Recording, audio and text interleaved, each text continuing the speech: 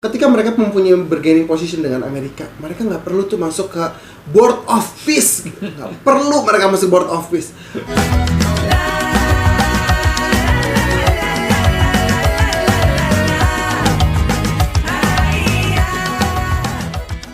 Hi everyone, welcome back to my channel and this is Sobat Sastra. Okay everyone, thank you so much for clicking Sprint Stop by to watch me today. And today I'm not alone, I bring you the one and only with me. Assalamualaikum everyone. Waalaikumsalam warahmatullahi wabarakatuh. Gimana kabar Mister? Alhamdulillah Mister. Alhamdulillahirabbil alamin. Sehat-sehat. Amin, Allahumma amin. Buat teman-teman juga semoga senantiasa sehat kita semua. Amin, Allahumma. Ini sudah hampir 6 bulan ya Mister ya, di tahun 2026 ya. Semoga cita-cita yang ingin dicapai dapat dipermudah senantiasa. Amin, Allahumma amin. Ya, oke, semoga semua urusan kita dipermudah oleh Allah Subhanahu wa taala. Oke, nah Mister, ngomong-ngomong tentang Indonesia kan pernah bercita-cita ataupun bermimpi untuk membuat sebuah industri mobil nasional yang sebenarnya banyak produk mobil Indonesia dari zaman Pak Harto dulu. Ada Timor, and then akhirnya gagal karena tersangkut kasus korupsi dan lain sebagainya. And then akhirnya muncul lagi SMK gitu. Itu sempat ada membuat harapan untuk orang-orang Indonesia juga kan. Wow, finally akhirnya dari Surakarta ya, gitu ya. Katanya sudah dimulai diproduksi, udah ada wujudnya juga saat itu ya, tapi berapa biji aja ya, berapa buah gitu, tapi yang menunjukkan sebagai kayak ini loh bentuknya, tapi hanya memang dibikin berapa buah mobil gitu aja gitu, bukan sebuah masif production seperti itu. Nah, ngomong tentang kegagalan proyek mobil nasional di Indonesia, kira-kira apa penyebabnya? Karena kita sudah terlalu familiar dengan produk asing, gitu ya. Kemudian orang Indonesia tuh kalau sudah percaya dengan kualitas, biasanya jarang mau memilih yang lain gitu. Dan apalagi kalau belum ada pengujian secara real gitu ya, atau nyata gitu, yang bisa menjawab rasa keraguan masyarakat mengenai suku cadang, kemudian mesinnya, underdealnya, spare partnya gitu ya. Itu yang membuat hegemoni pasar otomotif asing tuh semakin kuat dan tidak tergantikan gitu. Jadi misal apalagi industri mobil luar negara itu kan masuk ke Indonesia lumayan mudah ya gitu. Bahkan itu sudah punya pabriknya sendiri di Indonesia gitu. Dari Jepang, kemudian mobil-mobil Eropa gitu seperti Mercedes gitu ya, Audi gitu. Kemudian kalau dari Jepang ada Toyota, ada Honda, ada Suzuki. Nah, itu yang harusnya dikalahkan. Bagaimana caranya mau mengalahkan kalau produksi atau penggelontoran modal usahanya pun mandek gitu Mister, sehingga para pelaku usahanya ini tidak terdukung, tidak termotivasi untuk melahirkan industri masif gitu untuk merek-merek dagang milik nasional atau dalam hal ini mobil nasional. Berarti memang kepercayaan pasar nggak ada terhadap produk dalam negeri. Nggak ada. Gitu. Daripada beli mobil nasional nanti kenapa-napa di tengah jalan, rugi udah beli mobil nasional dengan ada accident gitu. Kemudian dengan harapan kita mau mendukung produk nasional, ternyata tidak seperti yang diharapkan. Wah, ternyata tak kuat, ternyata tak bisa tahan banting, bla bla bla sebagainya. Yang kalau mau melahirkan sebuah industri mobil nasional, pejabatnya aja dulu suruh pakai. Gak usah susah-susah, nyuruh rakyatnya. Pengadaan seluruh elemen government, kepresidenan, menteri, gubernur Bank Indonesia, DPR, MPR, DPD, gubernur provinsi, kota madya, semua. Jangan ada yang pakai Alphard, jangan ada yang pakai Mercedes, jangan ada yang pakai apa, jangan ada yang Eropa, jangan ada yang apa, jangan.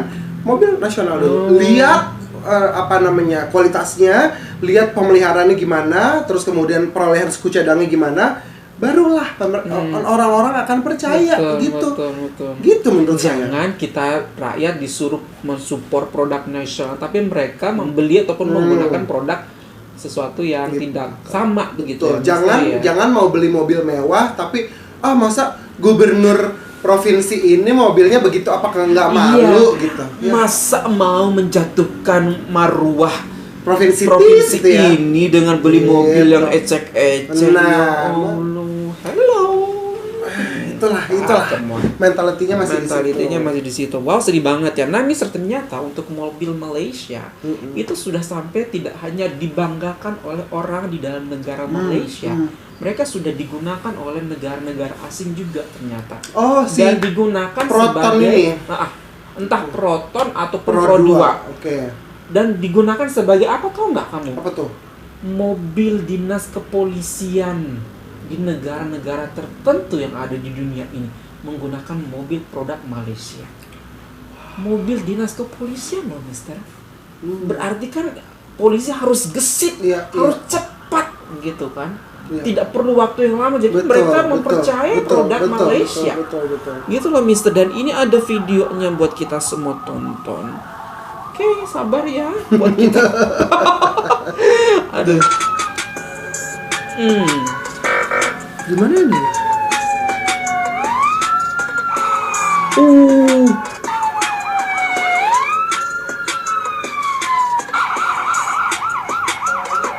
Showroom Pro 2 itu. Coba kita tengok ya. Kita coba tanya, hello, negara mana? Aku juga nggak tahu sih negara mana yang menggunakan mobil Pro 2 sebagai mobil polisi. Pro 2 sebagai mobil polisi. Oke, coba. Ini dia, Mister. Negara yang resmi mengadopsi mobil Pro 2 sebagai armada mobil polisi adalah Papua New Guinea. Wow, yaitu Royal Papua New Guinea Constabulary yang menggunakan model Pro 2 Beza. Selain itu, Malaysia juga menggunakan beberapa unit Pro 2 Myvi sebagai kendaraan patroli ringan melalui program tanggung jawab. Wow. Jadi ini Papua? Di Papua New Guinea. Dan ada beberapa negara lain sih, Mister. Tapi boleh teman-teman juga bantu ya menjawab negara-negara ini. Oh iya. Oke. Ya, seperti itu, Mister. Dan tidak hanya sampai di situ, Mister. Mereka kemarin kalau tidak salah sudah meluncurkan mobil electric vehicles juga. Mereka EV mereka yang pertama, dan ini sudah ada EV 2. Oh, generasi kedua. Masya Allah, cepatnya. Iya, cepatnya. Laju sama. Kita pun masih kayak EV tuh, ya Allah. Masih dreaming gitu. Ini udah ada bentuk yang kedua daripada mobil elektrik daripada Malaysia, everyone. Sama-sama.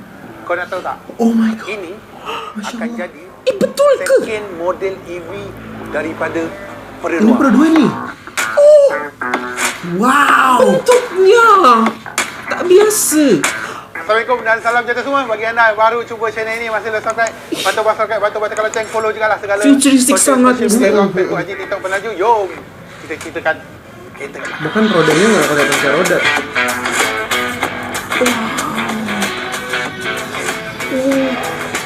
Oh my God, lampunya keren banget.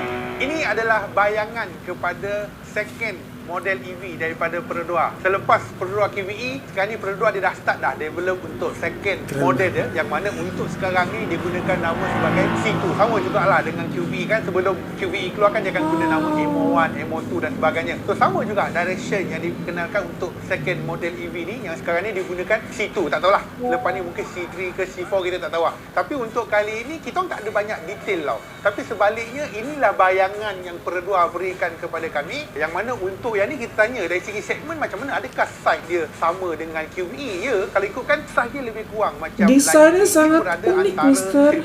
Kayak di film-film kalau dalam bahasa futuristik mudah gitu. faham, dia lebih kurang dalam segmen B+ lah. Yang mana untuk kali ini dia fokus dari segi design direction dia. Tetapi apa yang lebih penting, kalau kau tengok dengan lebih teliti dari segi design language dia, sekarang ni Pro 2 dia dah tak follow tau DNA Pro 2 yang sedia ada. Kalau kau nampak sebelum ni kan, mungkin sebelum ni dia follow dari segi arus yang berbentuk X. Tetapi untuk yang ni, kalau kau tengok dari segi design language, especially kalau kau tengok dari segi side tepi, kau akan nampak dia dah start follow dah design DNA daripada QVE, yang mana ini memang semua sistem maklumah 100% design by local lah. Untuk kali ini dari segi pattern design, katanya Pro 2 bekerjasama dengan pelajar-pelajar daripada Universiti UiTM Merbuk. Untuk design language kali ini, dia ambil inspirasi dari segi bunga pecah 8 tau. Cuba kau search. Aku pun first time dengar sebenarnya. Bunga pecah 8. Bunga kertas aku tahu lah, bunga ros aku tahu lah. Tapi dia katakan bunga pecah 8. Dia macam like batik atau batik songket yang dekat kepala kain. Design lebih kurang macam tu. So that's why kau boleh nampak design language dekat bahagian lampu,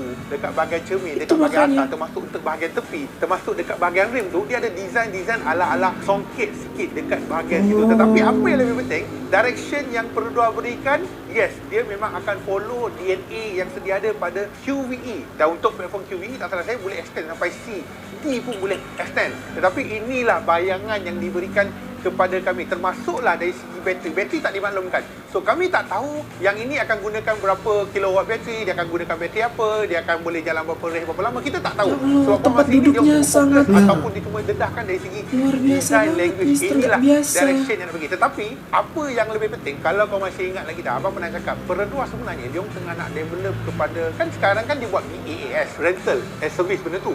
Tetapi untuk yang ni kita dah dapat bayangan dia orang memang akan plan untuk buat like swapping bateri. Dan menjadi persoalan ialah, adakah untuk second model EV daripada lucu Perodua ni akan banget. menjadi model pertama di Malaysia yang akan buat swapping bateri. Apa maksud swapping bateri? Andai kata bateri kau dah habis, kau buat sewa beli si sama. Tapi andai kata kau bateri habis, kau pergi ke satu tempat ataupun service center untuk tukar. Kan dekat China kan NIO kan ada banyak. Yang dia buka bateri lama, dia akan ganti dengan bateri baru. Maksudnya bateri yang dah habis digantikan dengan bateri penuh. Dalam arti kata lain, kau dah tak perlu risau nak charge sebab kau boleh pergi just swap macam itu saja. Itu ada besar kemungkinan lah kita nampak yang Perodua akan buat direction itu. Dan untuk bahagian dalam, this is just a concept model. Of course lah, dia takkan 100% yang ini. Of course, kalau kau cakap kan 100%, kau akan cakap buruk dan sebagainya. Tapi just a design language lah. Orang design saja yang akan faham. Tetapi apa yang lebih penting adalah, this is the direction untuk second model EV daripada Perodua. Dan bilakah model ni akan dikeluarkan? Kita jangkakan mungkin dia akan keluar 2028 mungkin, sebab untuk tahun depan dia dah ada model lain dah. Untuk tahun depan akan ada Myvi nanti. The new Myvi akan masuk. Tetapi macam abang kata, Tahun depan ada yang baru karena ini untuk 2028. Mungkin dia boleh perbaiki, yang kalau dia buat swapping bateri tu memang aku 100% akan agree. Tetapi nak tak nak kita kena terima, nak tak nak kita kena akui, nak tak nak sebenarnya kita patut berbangga. Sebab untuk Perodua dia boleh buat kereta EV sendiri. Walaupun untuk QVE dia bekerjasama dengan pihak luar, tetapi kami dimaklumkan atas spy kami sebagainya, untuk yang ni dari segi design, dari segi engineering akan do by local. I think this is a first code. Local brand yang keluarkan EV sendiri. Kau tak tahu tak, bukan senang nak buat kereta sebenarnya. Ini kita kena terima sebenarnya. Okay? So I think this is the first impression abang. Dan at least kau dah tahu dah. Sekarang ni, kau dah dapat hint. Sekarang ni, diorang memang tengah develop second EV for the Perodua. Dan kalaulah andai katalah dia maintain design macam ni, kau rasa boleh terima ke tak boleh terima? Cuba komen sikit. Macam mana? Ada soalan-soalan? Nyatalah dekat ruangan komen. Macam mana? Bagi anda yang baru, mungkin baru jumpa channel ni, masih belum subscribe, bantulah kita subscribe, bantulah kita tekan loceng. Penat, kita orang pergi korek ke sini sebagainya. Dan insyaAllah kita akan jumpa dah pada masa akan datang. Bye-bye semua. Assalamualaikum.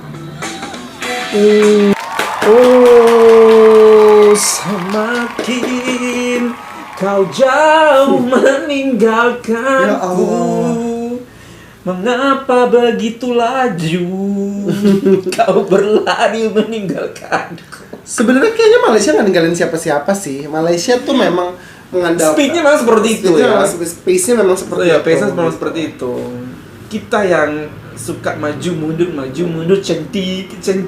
Seperti itu Mister ya. Malaysia nggak akan pernah kesulitan untuk memajukan negaranya karena rasa persatuan dan kesatuan mereka itu sangatlah kuat, dan bisa kita lihat dari bagaimana mereka bangga terhadap produk mereka sendiri gitu. Makanya ketika COVID-19, PKP. Kamu bilang PKP? PPKM tuh kita kan, PPKM kan? PPKM. Ya, aku mau nyebut itu. Sama PKP, kemudian saat mereka boycott produk yang berafiliasi dengan Israel, tidak pernah kehilangan minum kopi, tidak pernah kehilangan makan pasta, makan pizza. Jangankan di ibu kota, jangankan di kota besar, kita ke Selama saja gitu ya, kita bisa melihat banyak sekali IKS bertebaran di mana-mana dan baru lahir di saat PKP itu gitu Mister. Betul. Dan jadi itu finally go international. Betul. Dengan status mereka sebagai IKS. Betul. Dan kekuatan inilah yang menjadikan Malaysia punya bargaining position sangat tinggi di mata negara-negara lain. Ketika mereka mempunyai bargaining position dengan Amerika, mereka nggak perlu tuh masuk ke Board of Peace. Nggak perlu mereka masuk Board of Peace. Ketika mereka ada isu Selat Hormuz, mereka boleh lewat saja gitu. Masalah. Ketika ada isu cukai negara 19% gitu, mereka nggak perlu gembar-gemborin itu. Hamin 1 ditutup last minute langsung gebrak gitu. Malaysia itu bersatu padu, dan ini bukan cuma tentang hasil pekerjaan dari governance-nya aja, bukan cuma dari Perdana Menteri, bukan cuma dari minister-minister, tapi rakyatnya, Mister, bersatu padu sampai ke akar-akar ya, sampai ke basis akar rumputnya, bersatu padu untuk senantiasa mencintai produk-produk mereka gitu loh, Mister. Dan ketika itu terjadi, roda perekonomian hanya terjadi di negara mereka sendiri gitu loh. Dan itu tidak mengharapkan ya investor bagus datang ke Malaysia gitu, tapi ketika investor tidak datang, mereka mampu gitu loh, Mister. Dan arah kemajuan negara ini tuh mengarah ke situ, berdiri di kaki sendiri, mandiri, dan akhirnya Madani bermanfaat buat segenap rakyat mereka. Jadi dari Malaysia, oleh Malaysia, untuk Malaysia, itulah makna dari Madani. Dan saya nggak bingung ketika ada berita seperti ini gitu. Ada Situ, generasi kedua dari Situ tuh tau nggak artinya? What Situ stands for? Chapter 2. Oh, chapter 2 dari CEV dari Pro 2 ini gitu. Dan berarti kan mereka sudah berjaya dengan si one-nya kan, chapter 1-nya. Chapter 1 sudah berjaya, bikin Situ juga sudah berjaya. It actually is going to be launched in 2028. This product akan ada sudah akan launch 2028 di market gitu kan. Oke. Tapi di 2027 pun mereka sudah akan ada produk baru yang akan mereka launching juga. Iya, Jadi mereka tuh kayak sudah ada planningnya jelas gitu loh, misal 27 udah ada nih yang ini yang keluar, 27 kan sudah ada yang keluar, 29 jangan sedih, pasti sudah akan ada yang keluar. Dan ternyata surprisingnya lagi, itu merupakan sebuah kolaborasi dengan universitas-universitas yang ada di Malaysia. The best gitu loh, Mister. Sudah tidak benar-benar bergantung dengan Jepang, Korea, mana gitu di luar sana. They can stand. Awalnya memang mereka berkolaborasi, tapi hebatnya Malaysia, mereka berkolaborasi bisa melepas sama-sama. Betul. Tapi untuk investasi dan segala macam masih engage dengan Jepang, betul. Dan kerjasama itu masih di-maintain sampai sekarang. Gitu, tapi berbicara tentang reduksinya, kemudian research-nya, itu semua berkolaborasi dengan universitas-universitas yang sudah dianggap mumpuni oleh industri mobil ini gitu ya. Makanya nggak heran ketika mereka memiliki alumni ataupun output dari universitas mereka sudah tahu kan kemana. Negara mereka punya industri. Betul. Jadi rakyatnya punya lapangan pekerjaan. Betul. Itulah dolar mau naik turun, mau lompat-lompat, mau kayang, mau salto gitu ya, mau terbang kemana-kemana. Malaysia mungkin akan hanya sedikit berpengaruhnya gitu. Malaysian people itu sudah terlatih untuk berdiri di atas kaki mereka sendiri, saling menyokong gitu ya. Mereka mampu untuk hidup tanpa KFC, mereka mampu hidup tanpa McDonald's, mereka hanya punya ikan celup tepung di mana-mana gitu ya. Mereka punya nasi lemak di mana-mana, mereka punya mama di mana-mana yang iya kan, mereka bisa duduk-duduk lepak-lepak di sana gitu. Dan itu tuh untuk seluruh level masyarakat loh, Mister, warung-warung seperti itu dan hidup gitu. Aduh, saya merinding. Maksudnya nantikan Malaysia will be the next macan Asia. Not only lambangnya adalah Malayan Tiger gitu ya, macan harimau Malaya, tapi macan Asia ini jangan-jangan adalah negeri jiran kita nanti. Saya yakin itu akan terjadi gitu. Dan sudah terbukti. Sudah terbukti dari yang board of peace nggak perlu. Iya. Nggak perlu. Terus kemudian yang 19% itu yang Indonesia yang 19%. Orang Indonesia sudah sangat bangga. Kita dapat segini. Dalam diam mereka berjuang. Data kita dijual, mereka perlu dijual data rakyatnya ke Amerika, mereka sudah bisa mendapatkan. Benar. Apalagi industri penuh dengan artificial intelligence ini gitu ya. Saya yakin produksi mobil nasional ini akan berkolaborasi juga dengan artificial intelligence. Entah situ sudah kan? Artificial intelligence. Apalagi mengingat bahwa Pulau Pinang itu adalah tempat industri chip atau semiconductor terbesar di dunia gitu. Sekarang orang mau bikin chip itu ya taunya Georgetown, taunya si Pulau Pinang ini gitu. Aku tuh kadang-kadang penasaran ya, apa yang ada di benak pemimpin ataupun pejabat Malaysia tentang Indonesia gitu. Di situ aja. Nggak gerak-gerak. Mau kemana abis ini gitu. Gitu lagi. Ulang lagi. Ya kan? Ganti presiden, ulang lagi. Nggak jalan-jalan dong gitu.